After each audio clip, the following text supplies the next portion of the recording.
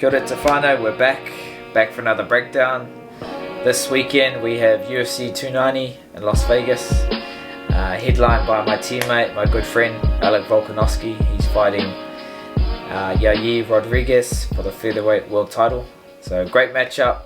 This is going to be an awesome card. Co-main by the flyweight champion Brandon Moreno. He's fighting Alejandro Pantoja, a fight that I'll be watching very closely. So yeah, it's going to be a stacked card. Top to bottom, a lot of Anzacs representing this side of the world, and we have a few teammates from City Kickboxing, so I'm excited. I know everyone back home is going to be watching this, and the boys are ready to get in there and get it done. So yeah, people are probably wondering when I'm up again. I should have an announcement soon. I haven't been able to say anything, but yeah, it's going to be on this side of the world. I know there's a UFC Sydney card coming up, so yeah, hopefully the news will come out soon, and everyone will know sooner rather than later. So we'll get straight into the card. Shannon Ross, he's fighting Jess Aguilar. I know Shannon had a tough fight in his debut in Perth in February earlier this year, so he'll be looking hungry to get back in the win column. So yeah, I don't know too much about his opponent, but I know he's 8-2. Shannon Ross is what, 13-7. You know, he's got experience, fought some tough guys, so that should be a good fight. Good fight for the flyweight division. I'm expecting Shannon to get in there and get it done. Decision, submissions, knockout. I just know he's hungry to get the win. Another Anzac that's on the card, Jimmy Crute. He's fighting Alonso Menifield. This is a rematch, so they fought in Perth in February, and that fight was a draw. So a close fight, both guys had their moments. Jimmy Crute had him hurt and was on top in the first round, and then in the second round Alonso caught Jimmy and had him out on his feet. And the third round was pretty similar, real even, back and forth, both guys landing big shots, both guys doing work on the ground.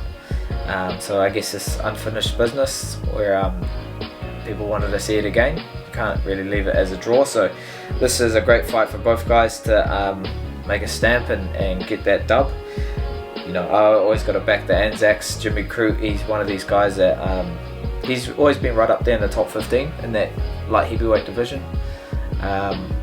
For him, I feel like his best chances of winning is on the ground, so if he can find a way to weather the storm that's going to be coming at him with this high level stand up, if he can get it to the ground, then I feel like that's his best chances of winning. So I'm backing Jimmy Crute first round TKO by ground and pound stoppage, so take it or leave it. We'll get into the next one that I want to talk about. Della Maddalena is taking on Joshua Harrell. Jack's 14-2, undefeated in the UFC, and Josh is 7-0, so undefeated. This is a great fight. I'm expecting Jack to go out there and get another highlight reel. This is what he does. People want to see him fight because he brings the fight to his opponents, and he always finds a way to land that crisp boxing that he has. And he's so comfortable in there. That's what has really impressed me, is seeing him really step up into the levels, different levels of the fighters that he's facing, and just pick them apart. So yeah, I'm expecting nothing different than a Jack highlight reel knockout, landing that nice right hand, left hook, left body shot that he always lands. You've seen it a few times in the UFC now, so yeah, I'm expecting him to come out here and just let his hands go, feel himself, and you know, I want him to fight in Sydney, so I don't want him to get hurt and then get a quick turnaround in 9 weeks and jump on the UFC Sydney card, because I know the fans would love to see that. So I'm expecting big things from him this weekend. The next fight we'll get into, Robbie Lawler against Nico Price. I think this is Robbie's last fight in the UFC. One of those pioneers, like legends of the sport, just loves the war, loves to just take anyone, no matter, you know, who it is, what the hype is. Robbie Lawler's the guy that the UFC can call up to be that guy.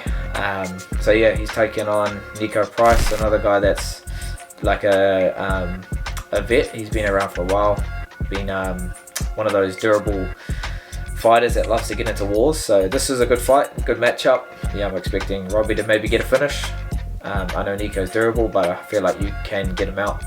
And I feel Robbie's intensity might be too much. So yeah, hopefully he gets it done.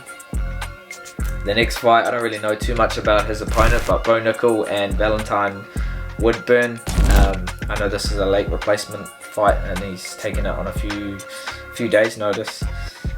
So I don't know how long he's had to prepare for Nickal, but Valentine, he's 7-0, Nickal's 4-0. Bo comes from a wrestling background, but he's yet to be tested, so I don't know how good his stand-up is, but from his wrestling background, it's pretty strong. He's been able to take everyone out that he's come across. So, and saying that, I don't know if Valentine can hang with that wrestling. I feel like Bo will just do what he does and take people to the ground and just stay on top, hug them.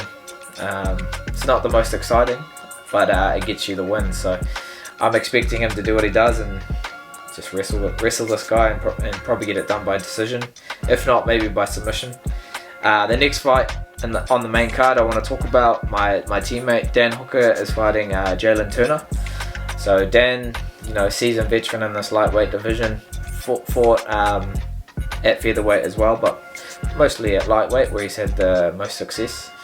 He's fighting Jalen Turner, who's had a lot of fights against Anzacs, so he's got a pretty good track record against the New Zealand and Australian fighters. So fighting another New Zealander, long, rangy, lightweight, explosive, great stand-up, and Dan holds those same attributes, which is this is a fun fight for the fans, because it's just whoever lands that first shot will get it done. But I know Dan's been working hard for this camp. He's got a great game plan for Jalen, and I feel like Dan just needs to be smart, not get caught, and get his game plan going early. And I feel like that's when he can have the most success. So yeah, I'm looking forward to that fight, just because stylistically these guys are both killers and they want to go out swinging. So I feel like Dan's going to get it done. Obviously, I'm not going to go against my teammate. I know he's going to find a way, and I just have that much confidence in him. So Dan Hooker by knockout, first round. You heard it here first. Right, but next fight I want to talk about on the main card, Whittaker versus Dricus Plessis. He's from South Africa, claiming he's the real African fighter, trying to take shots at my teammate Izzy, and Rob is in front of him. So one of the best fighters coming out of this region. He's been a staple in the UFC for years now. He's a great striker, great wrestler, great wrestling. His jiu-jitsu's top notch as well. So I don't know if he can get caught by the power that Dricus possesses, but you never know. And I feel like that's what makes this fight dangerous, because you can't overlook that one punch knockout power that can change a fight. And if he lands a hard shot on Rob, who's to say you can't get him out? Either or, this could be the main event for the Sydney card in September. So may the best man win. I feel like Rob's going to be too much for Dricus, and I feel like his ground game is going to be too superior to stop. So I feel like Rob's going to get this done. I feel like he's going to either get a decision or find a submission, maybe in the later round, second or third round. So I feel like that's going to be the main event in Sydney. Rob against Izzy for the third time, but who knows what they're going to do. But yeah, that's just my prediction. Now we're getting into the main events, and these are for the title. So the co-main is Brandon Moreno against Alexandre Pantoja. So these guys I've both fought. I fought Alexandre Pantoja in the Ultimate Fighter. Tough fight. He's one of these guys that swings, and he's got just as good jiu-jitsu and wrestling as his striking. He's got that careless, approach to fighting, where he doesn't care if he gets hit. He'll swing, and he'll try to get you to the ground. He'll make you scramble. He'll get you tired, and I feel like that's what he needs to do against Brandon Moreno. So yeah, me and Brandon have had a history, obviously fighting twice in the UFC. First time we fought, he won by decision. Second time we fought, caught me for liver kick, and yeah, he ended up finishing on top while I was winded, couldn't recover in time. So yeah, this is a great fight for the division, because this is a guy that Moreno's lost to twice. I feel like, yeah, Alejandro Pantoja needs to push the fight and bring the fight to Brandon. That might be his way of getting the win, you know, mixing up his leg kicks, mixing up his takedowns, getting Brandon tired and maybe catching him that way. For Brandon, he needs to weather the storm, and he's great at doing that. He's always gonna push even harder when he's hurt. That's what he does.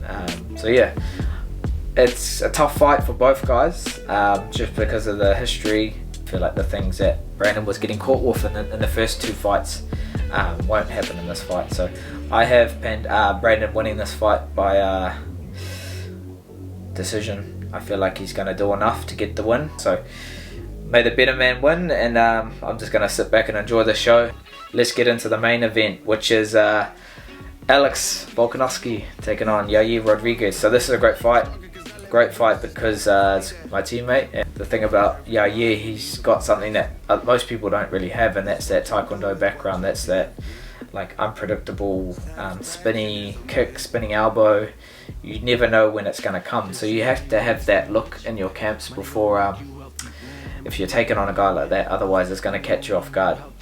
For this fight, he's got to be careful in those exchanges, but not be not respect it too much. You can't give those guys too much space, and the long rangey fighters, the best way to deal with it is to be in the pocket, stay with them, don't let them have space, don't let them create chaos and start to get momentum and start to get shots off. That's when they're at their best. So Alex he's come from a wrestling grappling background, but his striking has come along so far, and people are saying he's one of the best strikers in the UFC. So I'm excited to see if Alex can neutralize Yair with his wrestling and get him to the ground.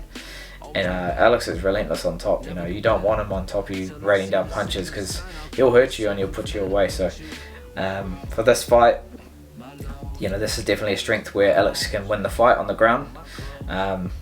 But I'm backing Alex on the feet as well. I feel like he could catch Yair Rodriguez coming in and spinning or turning his back to try and get something off, and maybe Alex catching him as he does it. So yeah, I'm expecting Alex to get a finish second or third round by TKO. I feel like it can be there.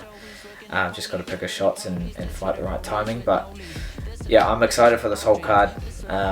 It's a great one for International Fight Week. I know a lot of people are going to be watching, and it's going to make it interesting for this featherweight division. After this, does Alex go up to lightweight and make it his new home? Does he take on the new challenges there and get the rematch against Islam, or does he stay at featherweight, fight this new contender coming through, and defend his belts there? So a lot of good fun fights to be made, and yeah, I'm excited to see how it all pans out. So all the best, boys. Della's proud, and yeah, can't wait.